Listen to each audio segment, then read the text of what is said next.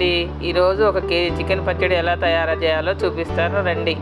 ముందుగా అయితే 1 KG chicken తీసుకొని చిన్న ముక్కలుగా కట్ చేసుకొని వేడి నీటిలో ఉప్పు పసుపు వేసుకొని ఇలా ఉడికించుకొని పక్కన అయితే పెట్టుకోవాలి. తర్వాత కళాయిలో ఆయిల్ వేసి ఇలా ముక్కల్ని దోరగా అయితే గోల్డెన్ కలర్ వచ్చేంత వరకు అయితే చక్కగా సన్నని మంట మీద అయితే ఉడికించుకోవాలి. తర్వాత ముక్కలు తీసి పక్కన పెట్టుకొని అదే ఆయిల్లో 2 చెంచాల అల్లం వెల్లుల్లి పేస్ట్ అయితే వేయించుకొని దాన్ని కూడా సన్నని మంట మీద ఎర్రగా అయ్యేంత వరకు అయితే వేయించుకోవాలండి. పచ్చివాసన పోయేంత వరకు అలా వేయించుకుంటేనే అల్లం మనకు చికెన్ పచ్చడి ఎక్కువ రోజులైతే నిల్వ ఉంటుంది.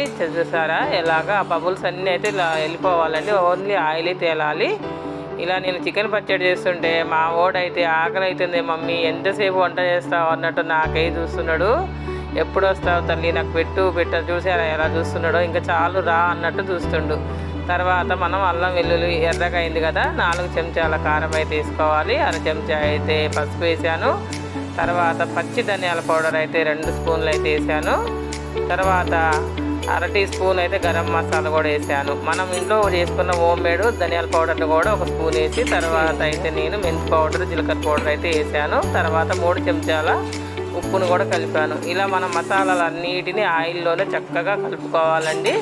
ఆ ఉప్పు కరిగేంతవరకు అయితే ఇలా కలుపుతూనే ఉండాలి, ఆ బబుల్స్ అన్నీ పోయేంత వరకు. తర్వాత మనం ముందుగా వేయించి పెట్టుకున్న చికెన్ ముక్కలను అయితే అదే మసాలాలో వేసి సన్నని మంట మీద 1-2 నిమిషాలు అయితే ఆయిల్లోనే ఉడికించుకోవాలి.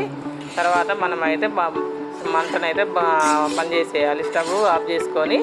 ఇలా చికెన్ ముక్కలను అయితే చక్కగా గ్రేవీ చూసారా అండి ఎలా వచ్చిందో, చూస్తూనే నోరు ఊరుతుంది కదా అండి. ఎప్పుడెప్పుడు తినేయాలా అనిపిస్తుంది. మీకు కనుక వీడియో కనుక నచ్చినట్టయితే మీరు కూడా ఈ చికెన్ పచ్చడి ఎలా చేసి కామెంట్ బాక్స్లో అయితే పెట్టండి. నిమ్మరసాన్ని అయితే 1-2 నిమ్మకాయలు అయితే పిండి ఇలా పోసానండి చికెన్ పచ్చడిలోకి.